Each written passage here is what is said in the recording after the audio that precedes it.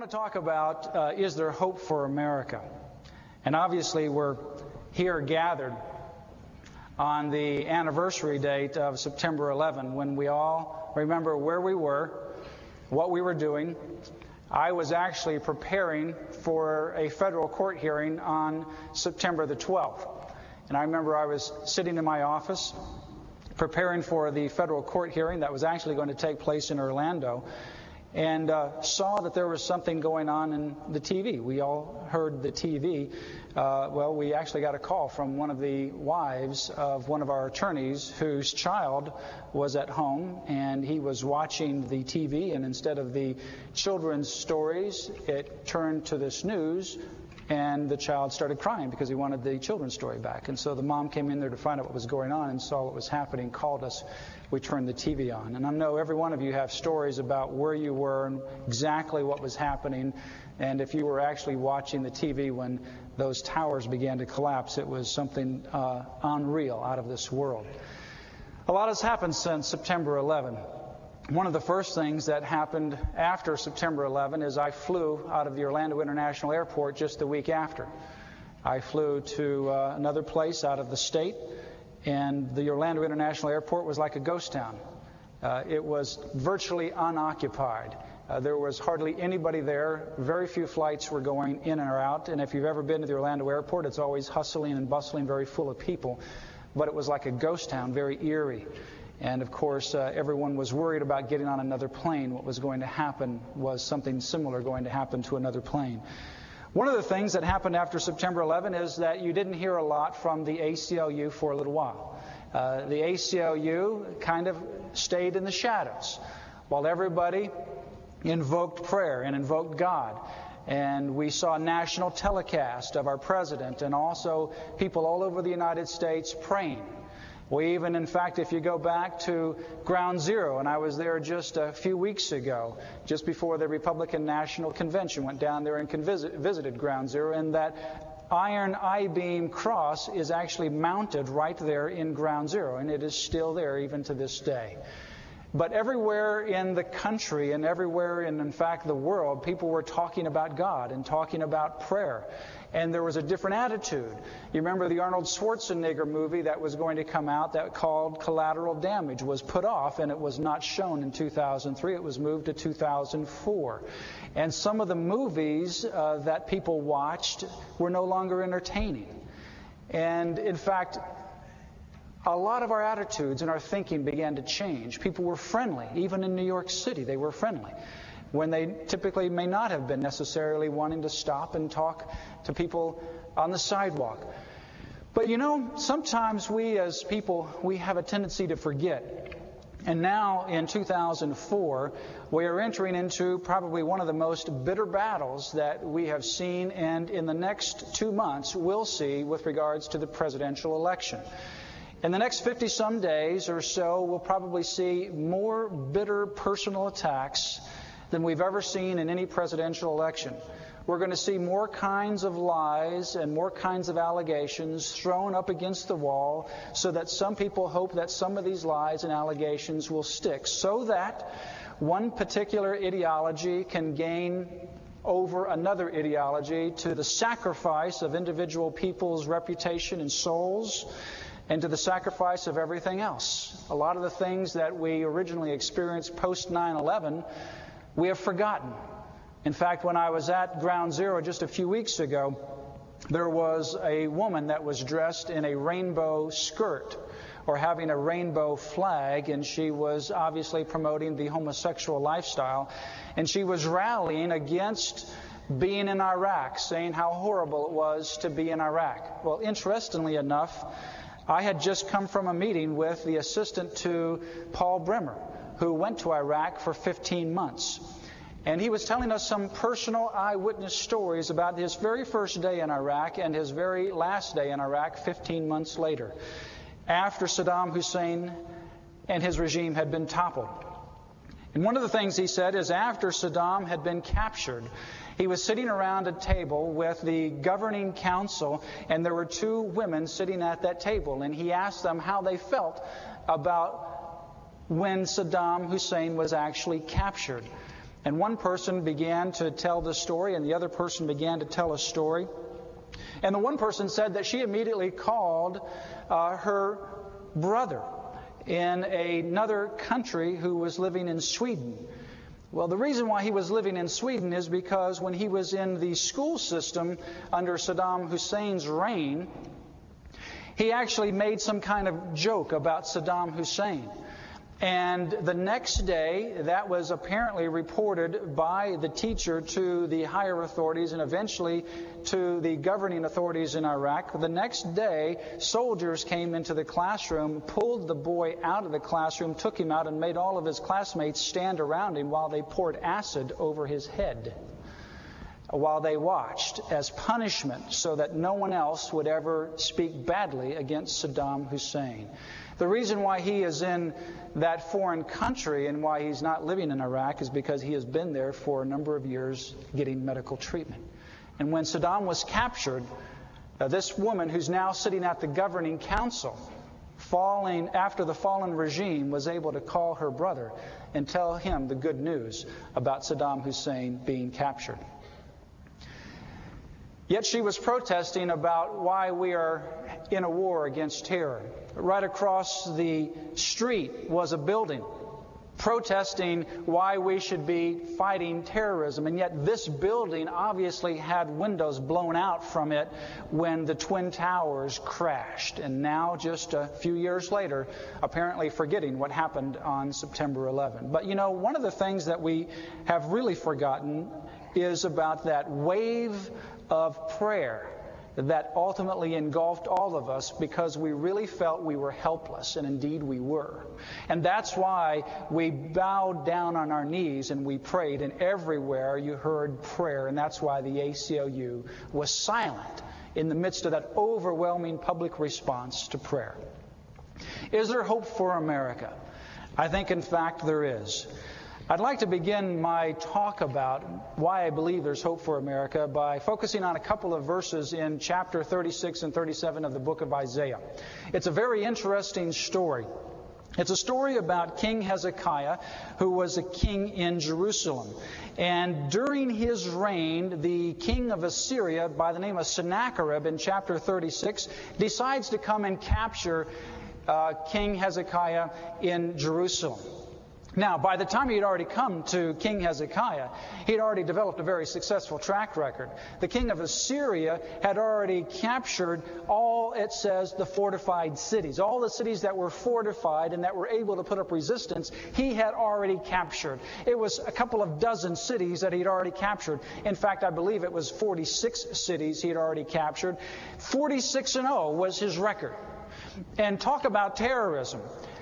Assyria is the nation that Jonah was called to go to. And that's why Jonah was so terrified to go to Assyria. The reason is because it was a terroristic country.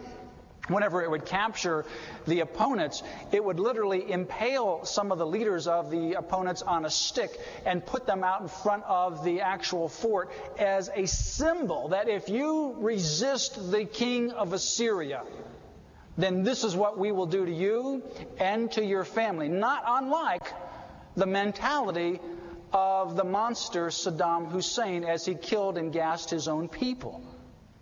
That's what they did to their opponents, and they were very successful. They used intimidation against their people, and they used intimidation to win against their opponents. They were 46-0 by the time they came to this little kingdom, King Hezekiah. And in chapter 36, it says this: King Hezekiah sends an individual to King Sennacherib of Assyria sends an individual to King Hezekiah to give him this message. And here's part of the message. This is what the king of Assyria says. On what basis are you placing your confidence? You say you have a strategy and military strength, but you speak only empty words. On whom are you depending? That you rebel against me, that you're not responding to me and surrendering. Look now, are you depending upon Egypt? That's just a splintered reed of a staff, which pierces a man's hands and wounds him if he stands on it or leans on it. Such is Pharaoh, king of Egypt, to all who depend on him. And if you say that we are depending on the Lord our God, isn't he the one whose high places and altars Hezekiah removed, saying to Judah and Jerusalem, you must worship before this altar? What he's trying to say is, he is coming to the king of Assyria and to the people in Judah, and he is asking them to surrender. And he's saying, how can you even resist me? Are you depending upon your ally from Egypt? Well, you can't depend upon them because they're weak. We can conquer them. Are you depending upon God? Well, how can you depend upon God? Because your own leader isn't really following God. Why? Because King Hezekiah, when he came into power, he said, we need to have only one temple, a centralized place of temple. And all these other altars and idols, we need to abolish them. And so King Hezekiah was bringing religious reforms to the land. Well, the opposing king was trying to argue religion. Keep that in mind, because we'll bring that up again when we talk about one of the cultural battles that we're facing today. They were trying to argue religion. He's not really orthodox, or really, if you truly examine the Bible, you'll find out that what your leader is saying is not actually accurate. He goes on to say, come on now, let's make a bargain. Bargain with my master, the king of Assyria. I will give you 2,000 horses if you can put riders on them. Now, they're going to give 2,000 horses to King Hezekiah on the provision that they have enough soldiers to actually ride them. Well, they didn't have enough soldiers to ride 2,000 horses. So here you have it. Picture this. King Assyria is coming. He says, listen, I'll even give you horses. I'll give you military strength if you have enough people to even use the military. I've got plenty of excess. Can you even mount people on these horses that I'll give you? He was taunting them because in comparison to Assyria, the little puny army of Hezekiah in Jerusalem was small and impoverished. And he's taunting the king of Jerusalem, Hezekiah. He goes on to say, have I come to attack and destroy this land without the Lord? The Lord himself told me to march against the country and destroy it.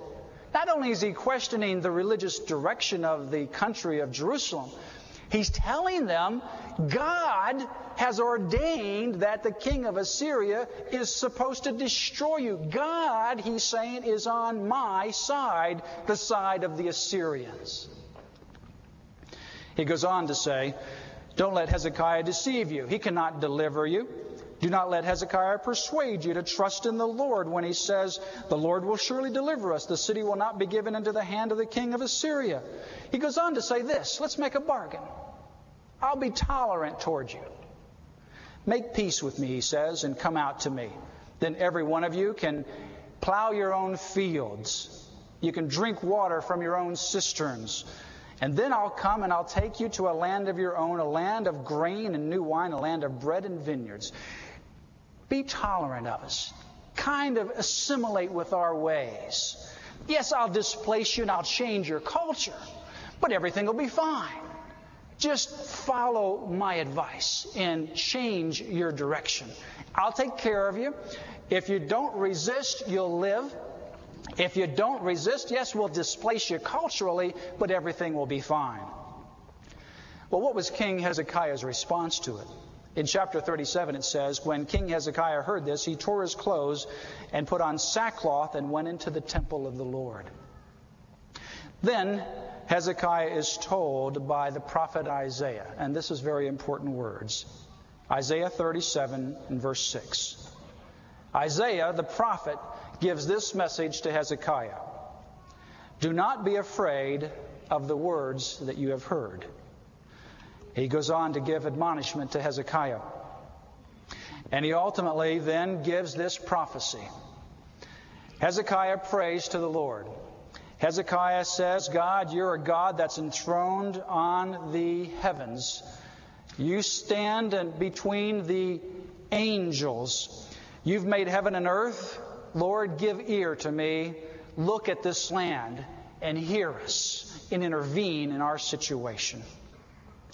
Then verse 21 says, because you have prayed. And then listen to this. Was Assyria, the king of Assyria, right that God had directed him? Listen to this. This is Isaiah. He's saying this to Hezekiah. Have you not heard? Long ago I ordained it. In the days of old I planned it. Now I have brought it to pass that you have turned fortified cities into piles of stone. He's talking about Assyria. God ordained what Assyria had done. God granted the power for the Assyrian nation to actually come up against these other nations. God granted the power to the Assyrian nation for that nation to turn fortified cities into piles of stone. Their people, drained of power, are dismayed and put to shame, the opponents of Syria. They are like plants in the field, like tender green shoots, like grass sprouting on the roof, scorched before it grows up. But I know where you stay, speaking as God to the king of Assyria. And I know when you come and when you go. And I know how you, king of Assyria, have raged against me. Because you have raged against me, and because your insolence has reached my ears, I will put a hook in your nose and my bit in your mouth, and will make you return by the way you came. What ultimately happened, if you continue through the story, is a rumor started to spread within the Assyrian army and caused confusion within that army. They then kind of regrouped. They had all of their troops on the border of Jerusalem. They were ready to come in. There was absolutely no way that this little town or country of Jerusalem could have been a formidable opponent against Assyria. They were going to be the next fortified city that was going to fall. There was no human way for them to resist. But since King Hezekiah prayed when he realized how weak he was, when he realized how true it was that the king of Assyria could overpower him, when he realized, when he was asked the question, can you even put 2,000 men on my horses? He knew he didn't have the men to even put on these excess horses that the king of Assyria was going to give to him as a token to battle against the king of Assyria. He knew reality had struck, and there was only one thing that he could do to respond, and he kneeled down and he prayed, and he asked God to intervene. And he asked God to consider those insults that the king of Assyria was giving as an insult against God Almighty himself. And he asked for forgiveness and for repentance, and Isaiah came to him and he said, listen, don't be afraid of the words you have heard. Don't be afraid of what you hear on the media or wherever you're hearing them. Do not be afraid of the words you have heard. If you look at warfare, whether it's spiritual warfare or physical warfare, there's obviously different kinds of strategies. The king of Assyria was using an age-old strategy that we even used in Iraq, and that is mental intimidation in order to lead to physical capitulation. That's what we did in Iraq when we dropped those pamphlets. What were we trying to do? We were trying to mentally wear down the opponent. Give in and don't resist, and there'll be no weapons fired. That's what we tried to do. That's what it did in many cases.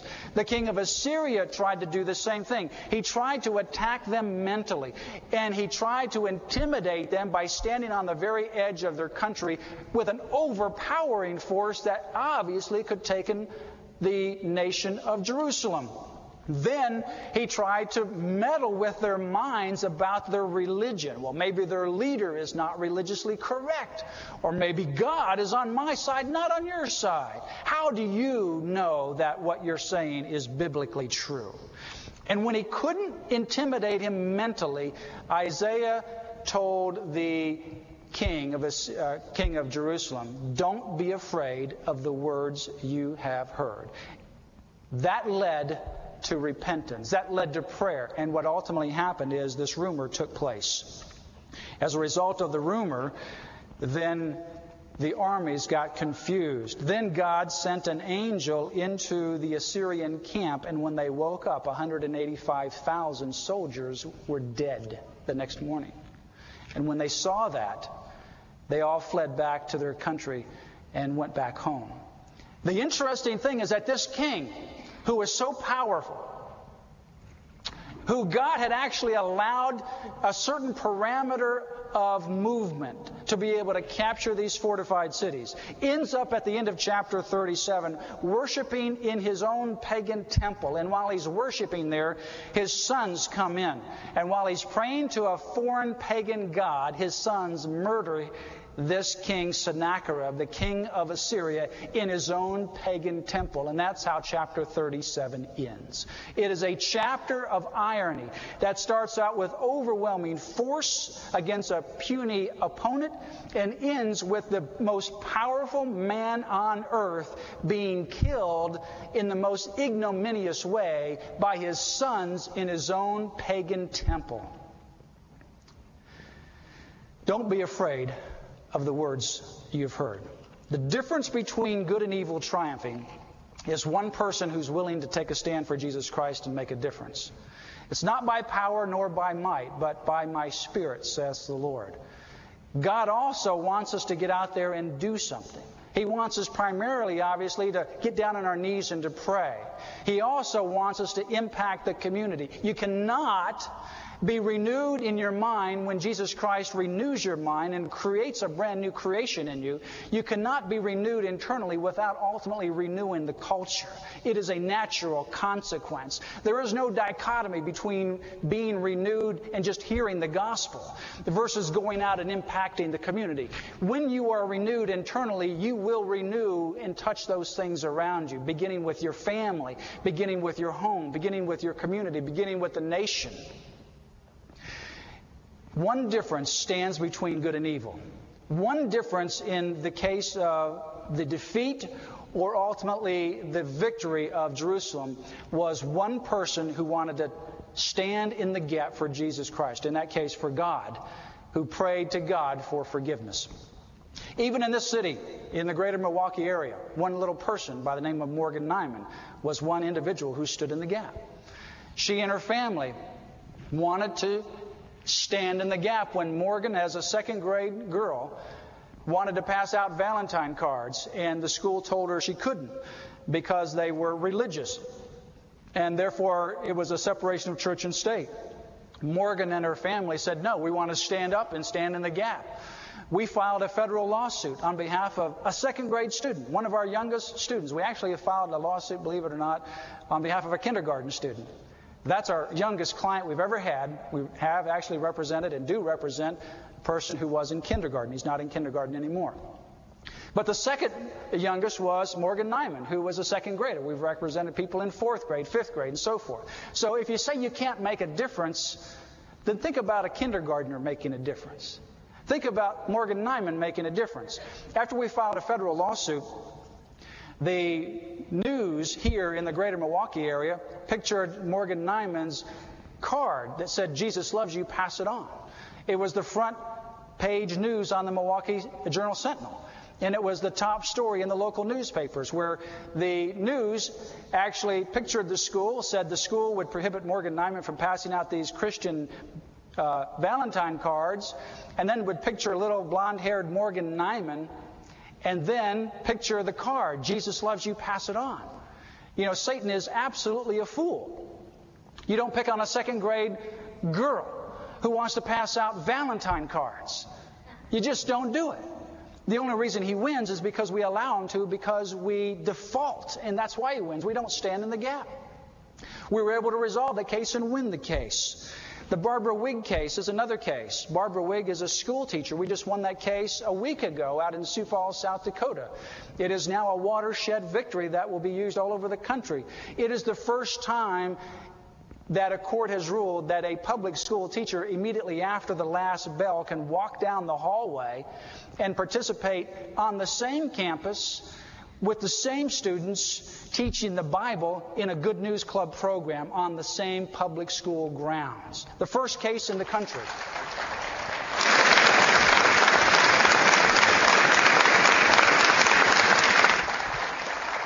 It happened when Barbara Wigg in 2002, who was a public school teacher there for over 2 decades, wanted to be able to teach a Good News Club. And she was able to teach one, but the school officials stopped her and said separation of church and state, you'll confuse the little students and the parents because they won't be able to understand when you're a public school teacher and when you're a private individual. So when they see you teaching the Good News Club on your own time, since it's on school campus, they'll think it's the school endorsing religion. We can't have that, they said. This is all post 9/11. We've forgotten a lot of things since 9/11. Well, we filed a federal lawsuit, and on September the 3rd, while we were in Florida, in our home with the office closed because of Hurricane Francis coming through our area, we got word from the federal court that we won at the Federal Court of Appeals level 3-0. And in fact, this week, we just got an email from someone who read this, actually a school board member who got this article from the National School Board Association, which is a national organization, and it has informed the entire country of school boards all across America of the Barbara Wig decision. Now, they were opposed to the decision. They filed a brief against us at the Court of Appeals. They lost, obviously, and now they're informing all the school boards in America.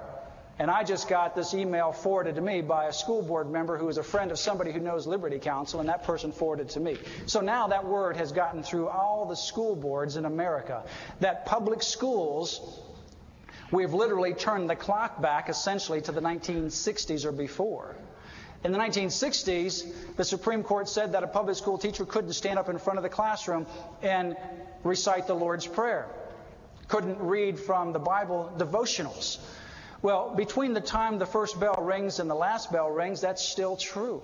But immediately after the last bell, just a few minutes later, the public school teacher now can walk down the same corridor into another room and open up the Bible and begin teaching some of the same students that he or she teaches during the day. We've literally turned the clock back and regained some liberties that have been lost for decades.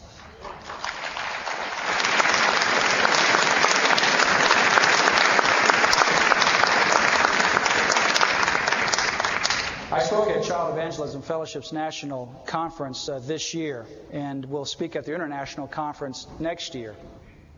One of the things I mentioned to them is that ministry and ministry to young people is so vital. It's so vital because of the issue that we're facing right now, which is the most threatening and most important cultural issue that you and I will ever face, I believe, in our lifetime. And that is the issue of same-sex marriage and the issue of the radical homosexual agenda. The reason is because the same-sex marriage movement and the radical homosexual agenda is out to steal the children in order to control the future. Patricia Warren wrote in an article, Future Shock, published in the Advocate magazine, which is a homosexual journal or magazine, whoever captures the youth, she said, owns the future. Think about that. There is an all-out assault going on right now to capture the youth of America and indeed the world. Whoever captures the youth owns the future.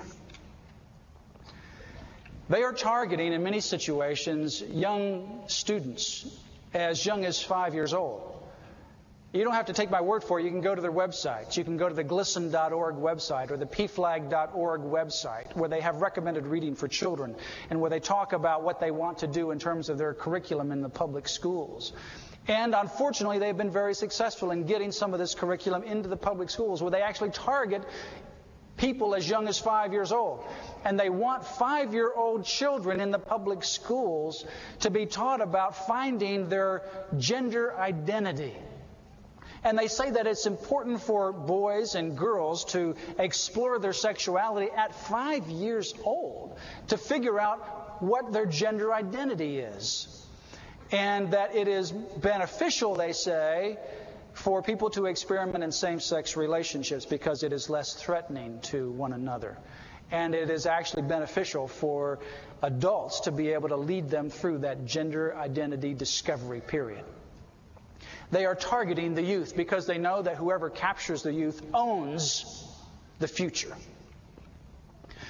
When I was out in San Francisco on a day when I was there to argue a very simple point of law against the San Francisco mayor, that even the mayor of San Francisco must obey the clear law in that state that marriage is one man and one woman and cannot issue same-sex marriage licenses. I was in the courthouse just before walking down the corridor to go into the courtroom to make this argument. Right across from the courthouse is City Hall. In front of City Hall were a bunch of people lined up to get into the City Hall to get these same-sex marriage licenses. It was after February 12 of 2004, which was the day that Mayor Newsom began to issue these same-sex marriage licenses. And we were arguing in court to stop that particular operation that he had started. Diagonal from the street was, across the street there at that intersection, a big public park. You've got 4 quadrants there with a diagonal intersection. On one quadrant is the courthouse. On the other quadrant is City Hall. On the other quadrant is a huge public park. And on the other quadrant is just simply buildings. And if I looked out the window and looked across diagonally, there is a big park. And right there were a bunch of little children playing on swings and sliding down slides. And there was a lot of trees in the park. And if you scan your vision to the right, you begin coming closer to the intersection, and you see all the satellites from all over the country and indeed the world were right there with their satellites pointed to the heavens, with people lined up out in front of City Hall. When you turn back around and go down the hallway, it was filled with reporters from all over the world. Reporters from Asia, reporters from China. Broadcasts and interviews that I did were translated in the nation of China on the issue of what was taking place in San Francisco.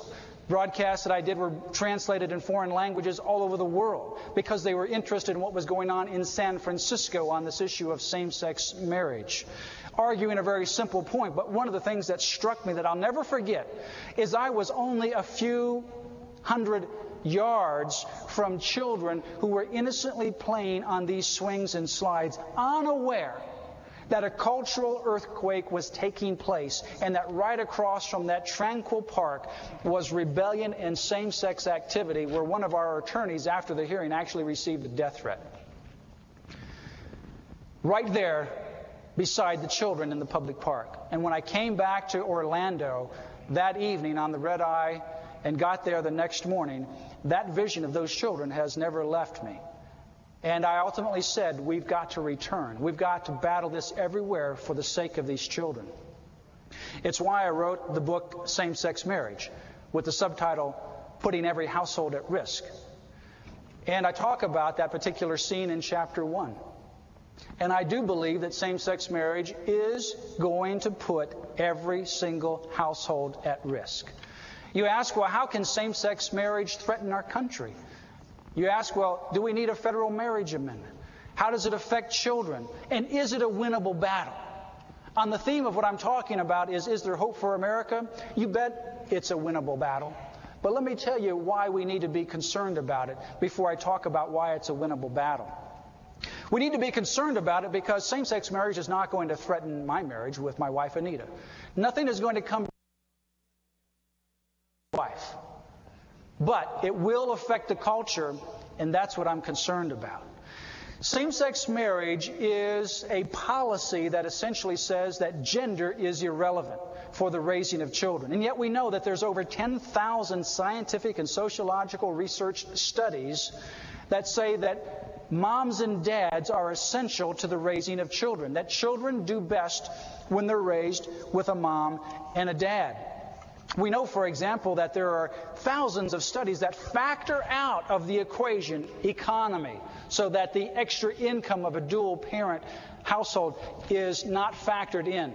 That factor out race, so that it doesn't make a distinction between race, and that factor out geography in terms of where you've been raised up. And then it comes down then, okay, so what is really the difference in these children? It's not race, it's not geography, and it's not income. It is children who are raised with a mom and a dad. It comes down to that, and it's indisputable in these social science secular research. Over 10,000 studies come to a similar conclusion to what I just said. It is indisputable that children do best when they're raised with a mom and a dad. Gender is relevant to the raising of children. Listen to this. This is just single-sex parenting as opposed to same-sex parenting. And I was a product of single-sex parenting. My mom got divorced from my dad when I was very little. And so I was raised by my mom alone. So I really don't know what it is like to be raised with a dual-parent household.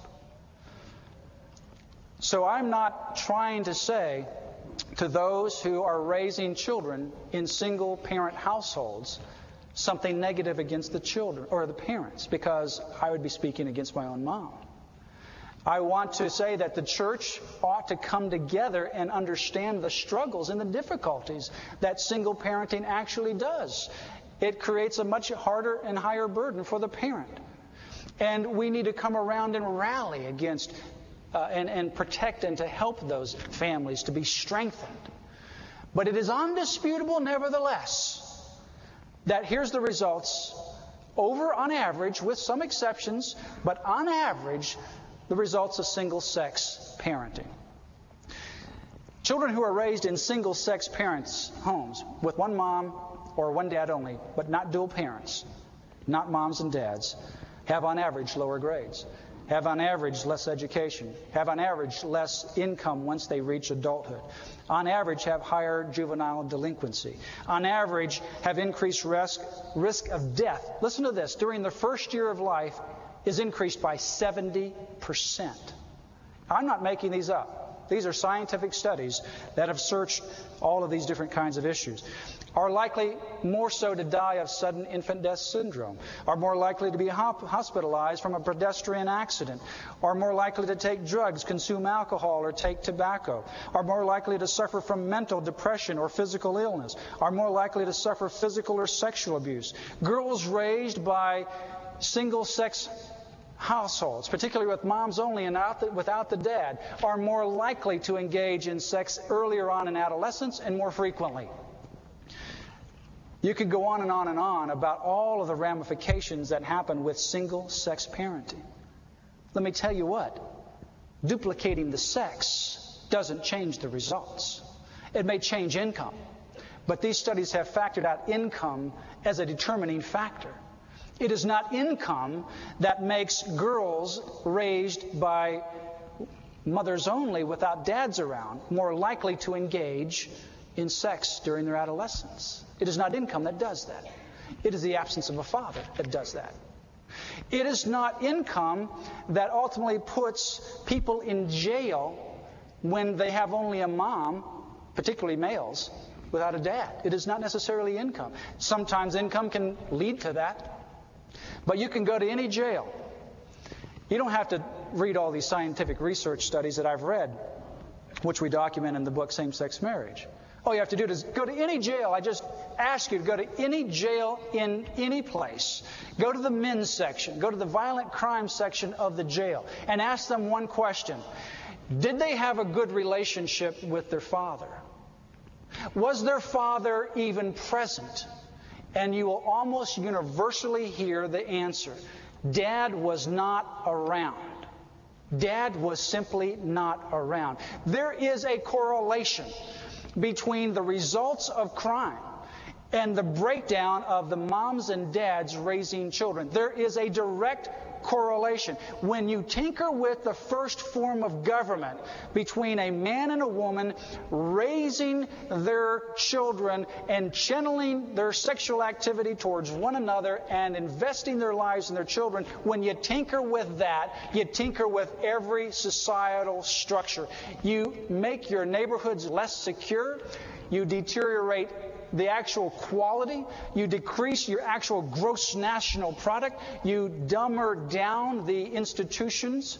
You have a tremendous ripple effect, because that premise says that gender is irrelevant to the raising of children. And I can tell you, gender is absolutely relevant to the raising of boys to men and girls to women.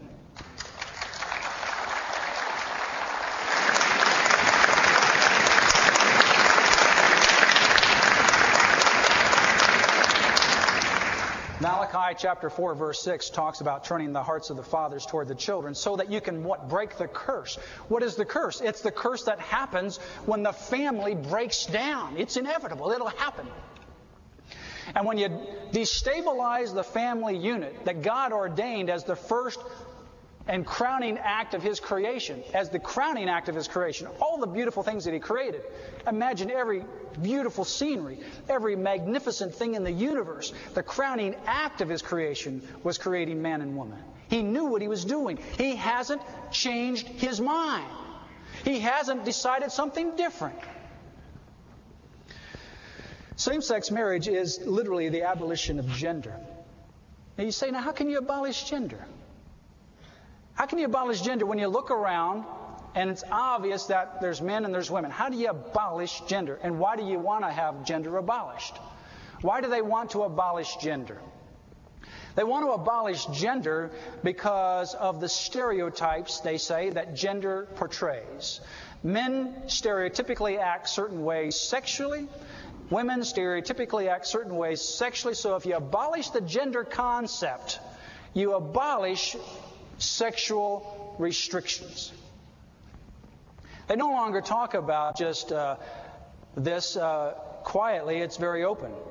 They talk about, for example, passing ordinances that talk about gender expression. That is the abolition of gender. Gender fluidity. That's the abolition of gender. If you go to Wesleyan University, for example, today, go to Wesleyan University.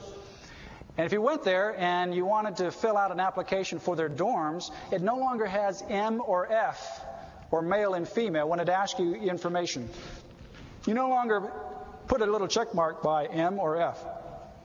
Instead, they've replaced it with gender, identity, history, with a fill in the blank. It's serious. It's really happening. List your gender, identity, history. What does that mean? Well, I was born female, but I want to express myself male, or vice versa. I was born the other way. I want to express myself a different way. We've had a case that we just won 3-0 not too long ago, dealing with transsexual issues. It is the most bizarre concept to undermine all objectivity and all objective truth that you can imagine. And that is, for someone who is actually born with clearly undisputable XX chromosomes as a woman, who is also not only the DNA of a woman, but has the physiological and biological characteristics of a woman, and then ultimately, in this case, watches MTV and says, oh, you can go to these different places around the country and you can take testosterone to kind of get some masculinity in you, and then you can go through some surgery and have a mastectomy and hysterectomy, and then you can call yourself a man. And that's what this case was all about. Fortunately, we won the case, but it is absolutely out there, and it is the abolition of gender. Same-sex marriage is, in fact, the abolition of gender. Coming to a decidedly, obviously gender-based institution and saying that gender is irrelevant. And when you do that, you impact the children. If you look at gender being relevant, take, for example, boys. We talk about it in the book Same-Sex Marriage, about why parents need to know why it's important to develop the gender identity of their young boys to men, or for parents to develop the gender identity of their young girls to women.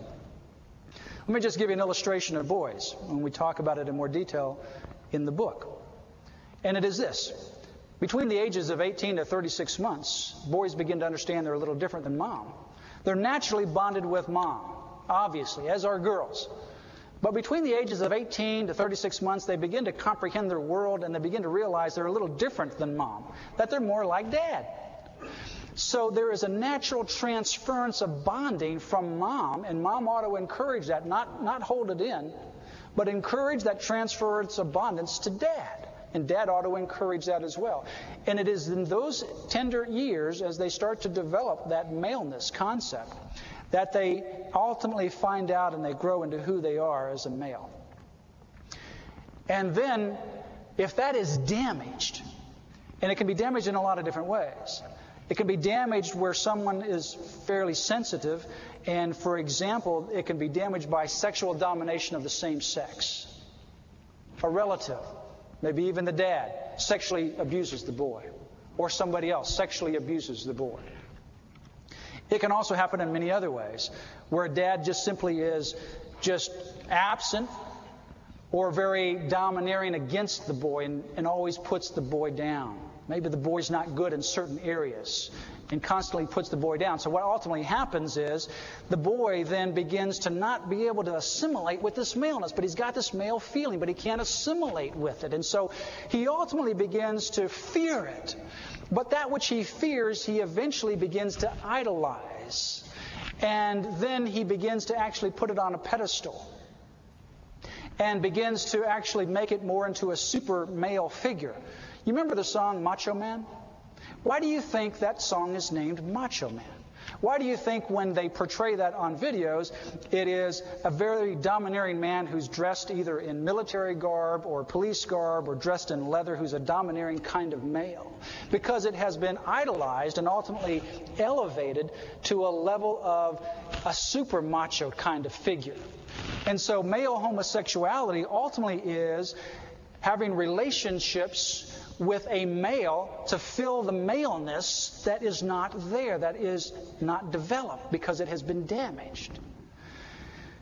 It is important in the developmental process that boys have moms and dads. It is important in the developmental process for girls that girls have moms and dads to develop that maleness and femaleness. And think about this. What they're doing to children's minds right now. What they're doing right now is they're trying to say, well, maybe your different kinds of sexuality, whether it's homosexuality, lesbianism, whatever it is just as natural as being left-handed or right-handed. Think about what happens with boys when they grow up. What do boys do? They bond with boys. You remember that? Girls are the ones who have cooties. You know, they're just not cool. You develop these little clubs and you don't allow the girls in. And the girls, they kind of bond with themselves. And girls are more emotionally open with themselves within each other than boys are. Boys, you know, they don't share their feelings as much. But in those early years, they kind of bond with their own gender. Now, if you develop a same-sex marriage concept, what are these boys who are naturally bonding with boys and girls who are naturally bonding with girls, and the other gender doesn't really look very cool at that time? You're saying to them that, hey, maybe I've got more than just a male bondedness here. Maybe my sexuality is homosexuality. Maybe my sexuality is lesbianism. And you start to take them over that precipice. And you start to damage them. Hurting people ultimately hurt people. And it becomes a cycle. And it is something that is assaulting our culture. May 17 this year, the first state in America, Massachusetts, began issuing same-sex marriage licenses. You know, there's a lot of things that we can say about a lot of things that have happened in America. But there's one thing that we can be sure of. No one who's ever stepped foot on this soil of America, not the Native American Indians, not our forefathers, not our parents or grandparents, has ever lived to see the day where one of our states or one of our territories adopted same-sex marriage. No one has ever seen it except for you and me that's living today. Now, the question is, why are we here to see something that is so drastically and culturally earth-shaking when no one else has ever been here? God didn't wake up and be surprised by the headlines on May 17 when it read that was the day Massachusetts began issuing same-sex marriage licenses in that state. It's the only state in the country who's done that. And done it now, quote-unquote, legally. We have two choices that we can make. We can look at May 17 and we can simply say that it's terrible, which it is. We can go on about our daily lives and we can forget about it. And one day we're going to wake up. If we do that, if we choose that course of action, one day we're going to wake up and we're going to see the headlines that the United States Supreme Court has adopted same-sex marriage, and now it's the law of the land all over the country. And then when they start teaching your 5-year-old kids in school, you'll have nothing to be able to complain about because the law won't be on your side.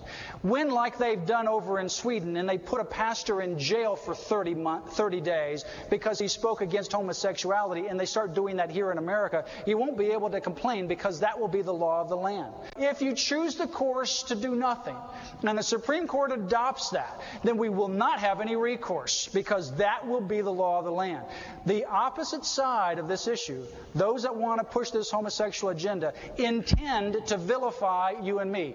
They intend, in fact, it's in their literature, to make you and I, as people of faith or people of values, who say, number one, either that homosexuality is wrong, or number two, that homosexuality is a choice. If you believe that and express that, they want to make you equivalent to someone who is as vicious as the Ku Klux Klan against an African American. That's what they want to do. They want to make your speech look like hate speech. They want to silence your speech. It is not about tolerance. The question is there hope for America? There is hope for America. I believe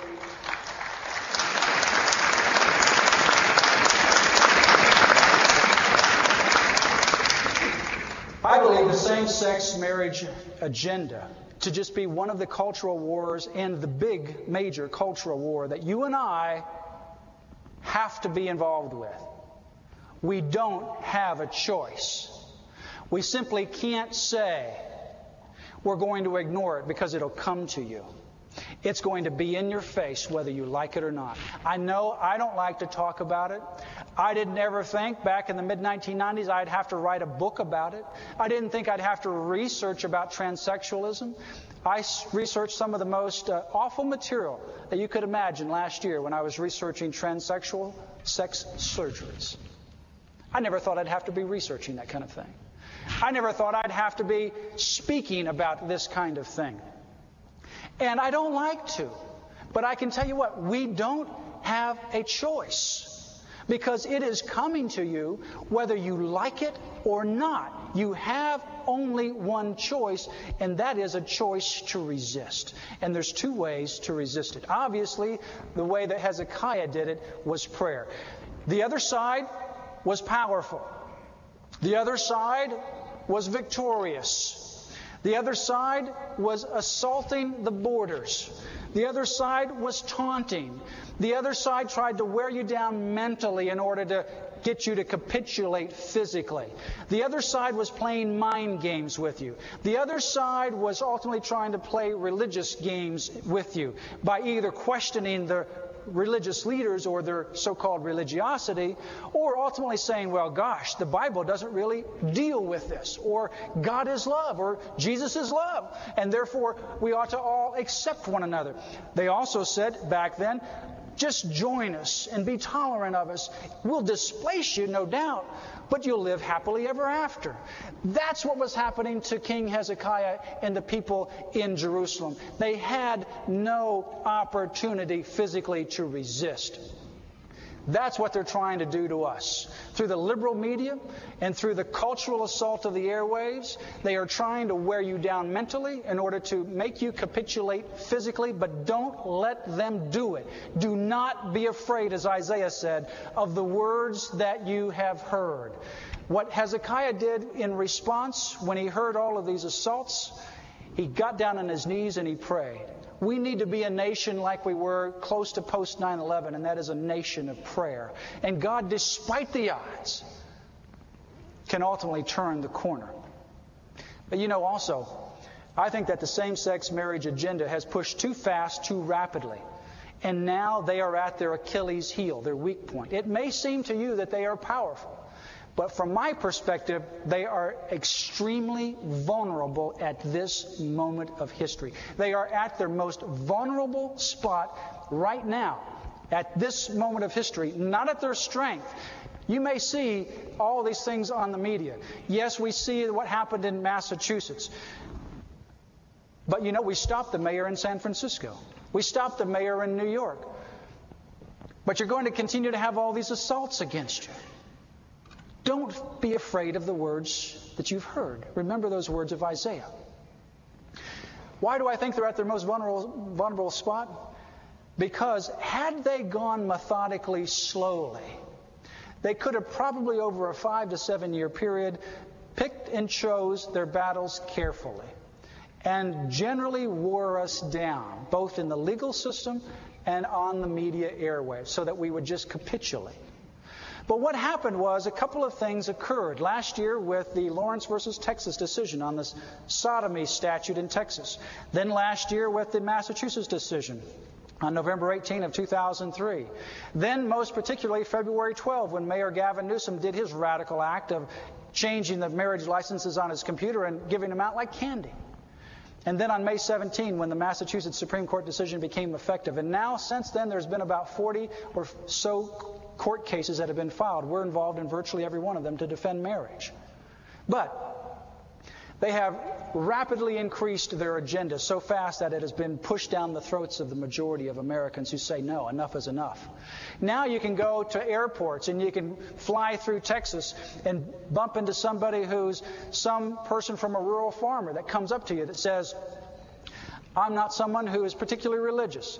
I'm not somebody who's very political. But have you been following what's happening in Massachusetts? That's just too much.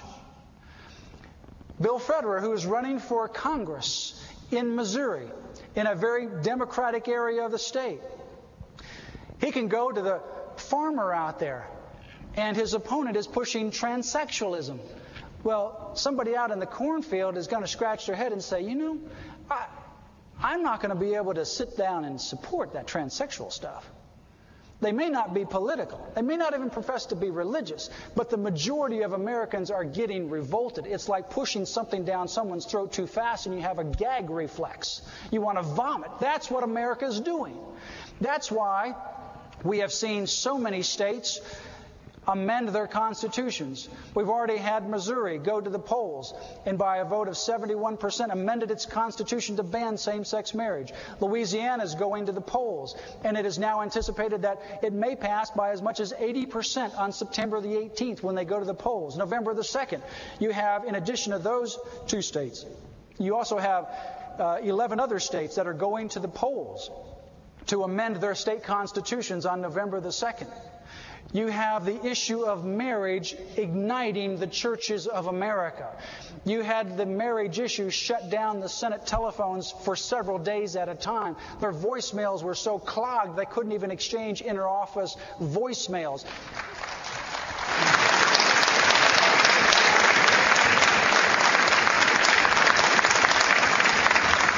During the week of September 27, the House of the United States will vote on amending the Constitution by passing a federal marriage amendment.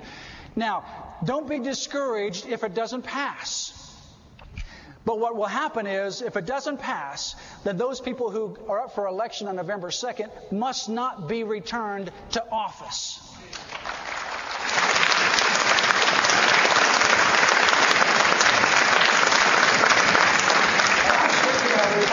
Democrat or independent, I don't care what letter you put in front or behind your name. If you can't vote the right way for marriage, you have no business in public office, period. If you don't comprehend such a simple, objective truth as it is right for men and women to be together in a way that it is not right for two men or two women, then you don't have the sense to be in office.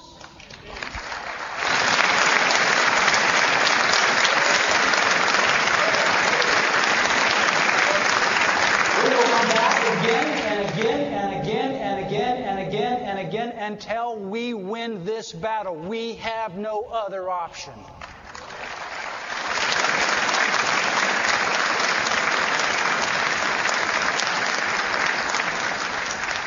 And we will win. I believe, and I'm not just because I'm trying to psychologically psych myself out. I truly believe that we will win this same-sex marriage battle. But I believe we'll do even more than that. I believe that in the process, we will strengthen marriage itself. I was talking to a group of men at a luncheon in Orlando this past summer, and we were talking about some of the issues on same-sex marriage. And I made that statement. And I said, when was the last time that a group of men sat around the table and asked the basic question, what is marriage for? How many times have you got with your friends and you've asked them the question, what is marriage for? Do you know what marriage is for? In the book, I address that question as one of many questions. How many times have we sat around and we asked the question, what is marriage for? How many times have pastors spoken on what marriage is for?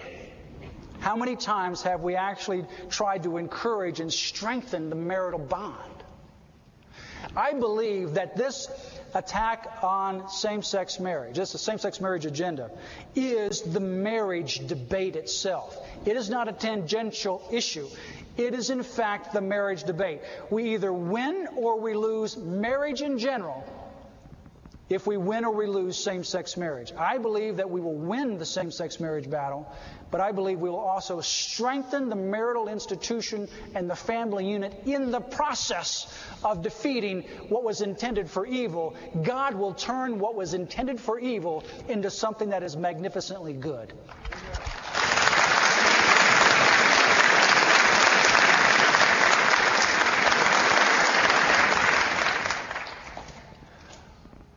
Before I conclude, let me tell you about some things that we're doing.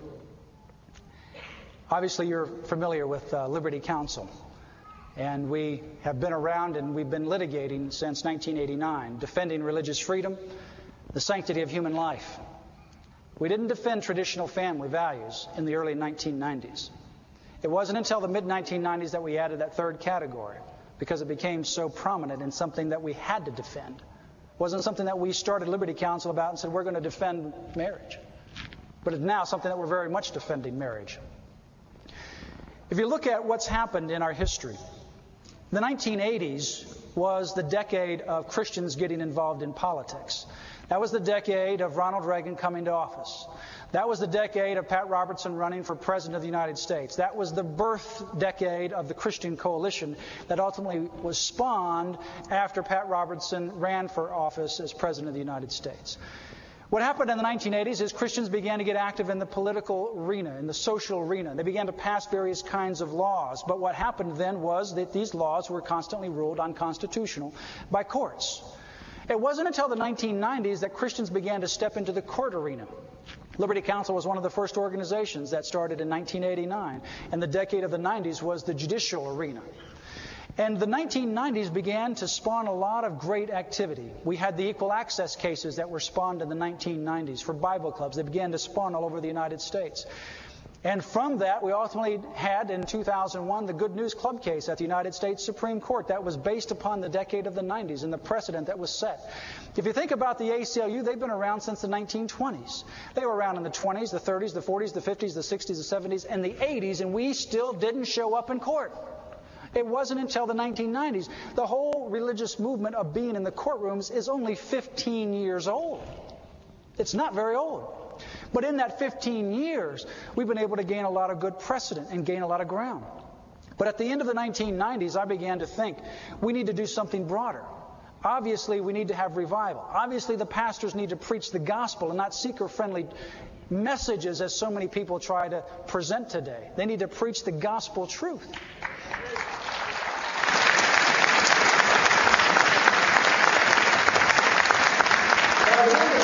Obviously, we have a problem with judges. The judges aren't judging rightly. Well, they're not judging rightly because of the way I was taught in law school. I went through constitutional law, never required once to read the Constitution. Believe it or not. Never required to read and I took all the constitutional law courses and all the extra courses on common law that I could take in my law school, and never once was I required to read the United States Constitution. If you ask any attorney who's gone through any secular law school, ask them that question, and don't be surprised because you'll hear the answer, no, they were not required to read the Constitution. You don't read the Constitution in the law schools of America today. You simply do not do it. You read about what other people have said about the Constitution, but you don't read the text. The text has become irrelevant. That's why judges do what they do, because they've never read the text. We ultimately began to brainstorm an idea. A friend of mine, Bruce Green, and others began to brainstorm an idea about developing a law school. Well, that vision became a reality in October of 2002. And for the last couple of years, we've been working diligently on developing a Christian law school. And in August of 2004, I was able to speak to the first entering class of students at Liberty University School of Law. And I'll tell you what, when you have a question about the future, I'd like to take you and look at some of the eyes of some of these students who are at Liberty University School of Law. And I can tell you what, it gives you a whole lot of hope. We are training a generation to defend the liberties that we must inherit, and we must give to them. But we also need to have generals out there, and we're beginning to train that generation of judges and attorneys who will ultimately be in the courtrooms of America to defend and understand the Constitution. One particular girl came from, it's a woman, 33-year-old, came from Orlando, Florida. She's followed the Ministry of Liberty Council, and when she heard about the opening of the law school, she moved to the law school in Virginia, in Lynchburg at Liberty University, with her husband and her 2 children. She is an adopted child herself. As a child, she was adopted. She's a mother of 2, and she's married. Her husband, up until recently, was an executive working at Walt Disney World, making a good income. She felt God leading her to go into this work. Her ultimate goal is to come back and work for Liberty Council after she graduates from law school. She was a teacher. She's just moved up to Lynchburg, Virginia, and is now part of that entering class at Liberty University School of Law. She was quoted in the Associated Press after a press conference announcing the law school just a few weeks ago that one of the things that she wants to do, she wants to overturn Roe versus Wade.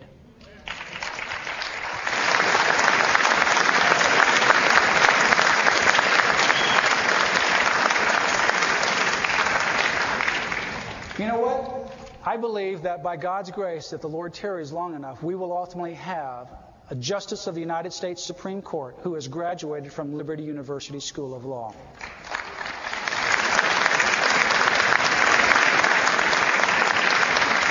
Now, you think I might be crazy when I'm starting to say that. You say, now, I understand you're optimistic and all that, but that's a little bit over the edge. But it's not over the edge. Let me tell you about some of the students that we've already had intern. We've had students that have interned with us. In fact, a student that interned with us 2 years ago is now working after graduating number 4 in her class from Ohio State University in Alabama, working full-time with a federal court judge. She is a law school graduate, an attorney who will be working with a federal court judge. Her goal in life is to become a federal court judge. We'd love to have her come and work with Liberty Council, but her call is to be a judge. One of the things that we will do at Liberty University School of Law is have an active placement program to be able to put students in places all over America so that they can be in the courtrooms with the state judges, with the federal judges, in the governments, and all over this country, in all kinds of business positions as well, to be able to impact America. And in fact, we argued the case, and some of you may have heard this story when I've told this on our program, Faith and Freedom, in defense of Florida's Choose Life license plates. It's the most popular the 8th most popular specialty license plate in Florida. It's produced almost $2.5 million already for adoption. It's the most popular Choose Life license plates in the entire country. Pro-abortion groups filed suit. We defended it. We won at the trial court level and at the Court of Appeals level. When we walked into the Federal Court of Appeals, there's 3 judges there. Each 3 of those judges have what's called law clerks. Now, a law clerk is an attorney who is working with the judge, helping them to research and write the case. You have 3 judges sitting on the panel. Their law clerks are sitting there.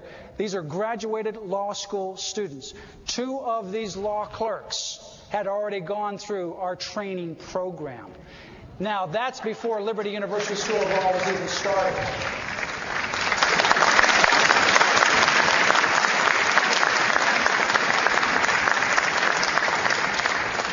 A case that I just mentioned to you earlier. There's a law school student who is a Christian clerking for one of the judges that was on that panel of the Barbara Wigg case. He would have been able to be a clerk helping to research and write the Barbara Wigg decision involving the Good News Club. But what happened was, 4 weeks before the panel got selected, he wrote a resume to Liberty Council and applied for a job. So that means that as a law clerk, he would have been conflicted, so he was not part of the case. But that's what's happening out there, friends. There are people that are being put in strategic places. There are people right now with the Inspector General's office, with federal courts all over the country, even in the liberal 9th Circuit Court of Appeals. And our law school that God has now birthed will exponentially ramp that up. Is that going to save America? No. But that's one aspect. And I'm telling you what, we will have judges that come out of that law school. We will have political leaders that come out of that law school. We will have business leaders that come out of that law school. And when I walk into court and when I see one of our graduates there, I won't have to question, have they ever read the United States Constitution?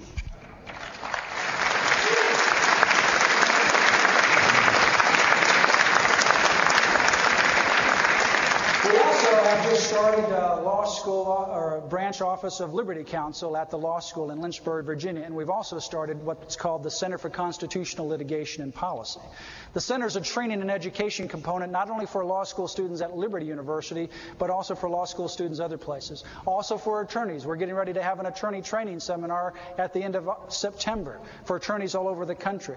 We also will have training for public school teachers. We'll have training for politicians. We'll create a massive database of the best laws in America and the worst laws in America, and legal talking points why you should support or oppose a particular law with legal memoranda. Let me tell you one story, and then I'll conclude with a few conclusory remarks.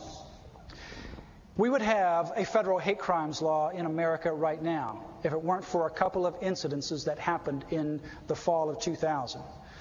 The House had always vetoed a federal hate crimes law that would include sexual orientation as part of the federal hate crimes.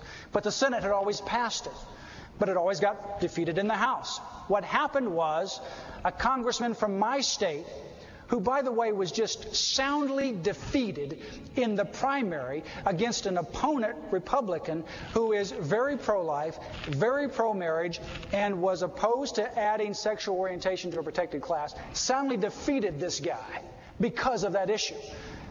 He was defeated because in 2000, this congressman flipped sides and he decided to co-sponsor a federal hate crimes bill in the House. And it passed in the House. It was on its way to the Senate, and it was doomsday. I had been talking to Dr. Jerry Falwell about the impact of adding sexual orientation to hate crimes on clergy and religious freedom. And when shortly after that we learned that it had gone to the Senate, it went to a senator's committee on the armed services under an appropriations bill as an amendment. That senator was a senator from Virginia, which Dr. Falwell knew. After my conversation, he picked up the phone and called that senator and told him the conversation that we had just had about the impact of this law. This senator, who had previously opposed the hate crimes law, had decided to allow this bill to go through his committee, and it was then going immediately out to the full Senate floor. And in the twilight years of President Bill Clinton, he would have signed a federal hate crimes law that had sexual orientation as part of that national law. When he called this senator, it was 2 o'clock in the afternoon. And the senator says, if you can back that up in a legal memo, I'll kill it in committee tomorrow morning. But you've got to have it to me today because the bill's coming up at 9 o'clock tomorrow. Dr. Falwell called me. I was on my way to the Orlando International Airport flying out of Florida to some event or some case. I don't remember which. He called me on the cell phone and he asked me, can we get a memo today on this issue? And I said, sure we can. So I immediately called Eric Stanley of our office and I said, we need a memo today. If we can get a memo that backs up what we've been saying, then it will be killed tomorrow. It's a critical issue. I said, call this group, and call this group. They've been lobbying and they've been talking about these hate crimes law. Surely they have a memo. He called the groups and he called me back. By this time I was at the airport and he said, Matt, no one has a memo. I said, you got to be kidding me. They're lobbying in Washington, D.C. and around the country against the federal hate crimes, and they don't have any legal basis or memo to back it up? He said, no. I said, well, we got to create one. So I'm brainstorming with Eric at the airport on my cell phone and talking to him about you got to go here and here and here's some material here. We put a 25-page memo together and emailed it to the General Counsel's office. And we overviewed the hate crimes issues in America, in Canada, and in London and other parts around the world, and the impact of hate crimes in America. Even pointing out that the Pope himself had been charged in a Dutch court with violating a hate crime because he talked about the importance of marriage. The lawsuit was dismissed, but only because he was immune as head of a sovereign country, as being the Pope of the Roman Catholic Church. We gave it to the General Counsel and emailed it, and when 9 o'clock rolled around the next morning, the bill was killed. We would have a federal hate crimes law in America had it not been for that event. I promised after that event that I would never find myself in a situation again when someone needed a memo, when we needed to support legislation that was favorable or oppose legislation that was disfavorable. We must have it backed up in writing. We must have a legal memo. We must be a resource, and that's what we're going to be doing at Liberty University School of Law through the Center for Constitutional Litigation and Policy. We have a lot of visions. But we know one thing. God is bigger than any of our opponents. For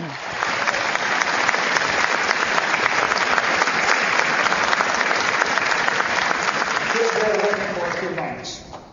And please visit our booth back there and pick up some of our resources.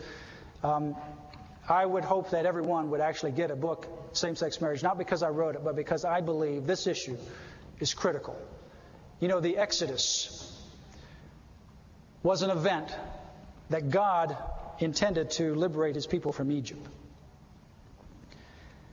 His ultimate will was accomplished, but I don't think He desired to have His people flounder around in the wilderness for 40 years. Those people that left Egypt had a choice.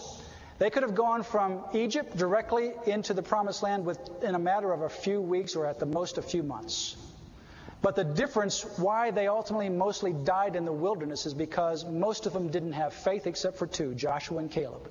They ultimately did go into the Promised Land, and God's will was accomplished, although a generation later. The Great Awakenings here in America, we've had two. We've had the First Great Awakening, and we've had the Second Great Awakening in the 1700s and 1800s. There was about a 50-year period that separated the First Great Awakening from the Second Great Awakening.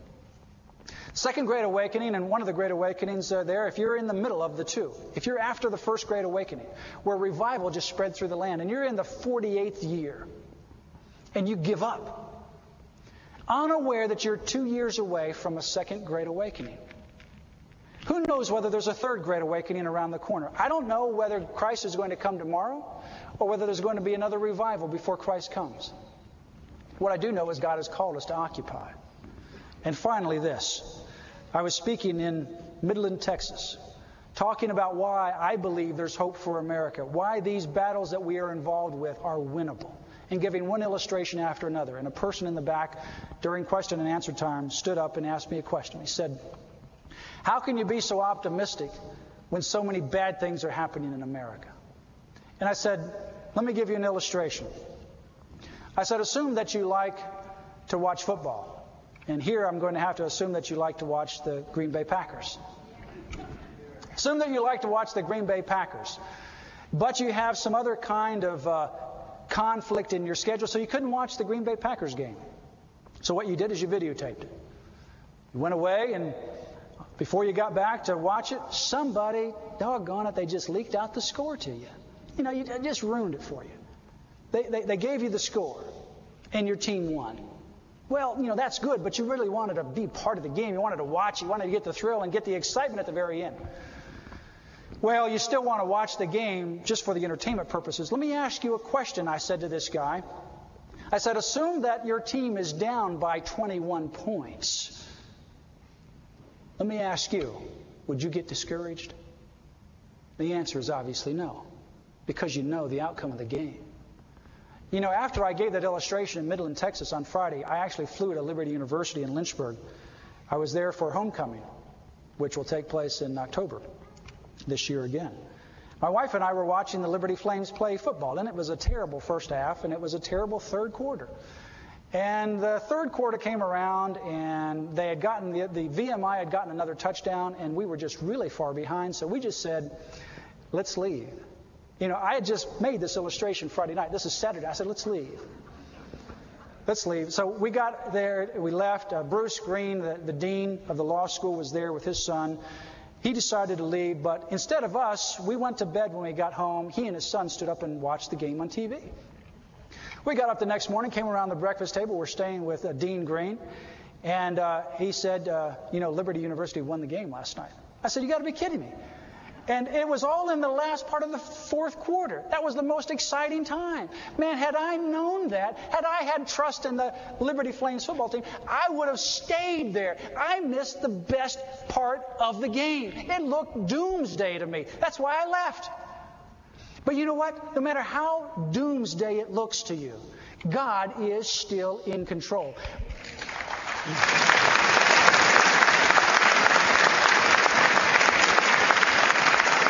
You know what? God will win the same-sex marriage battle. He hasn't changed his mind about whether man and woman are good for creation and good for children. He's not second-guessing himself. He'll win that battle. Make no mistake about it. The question is he going to win it with us in our generation? Or are we going to squander the opportunity and give that glorious time, that time of victory, to really reestablish and affirm marriage to another generation? As for me, I'm a little selfish on that. I'm excited because God has put you and me here right now because there is hope in America. There is hope in America because God is still in control. Do not ever be afraid of the words that you hear. God bless you.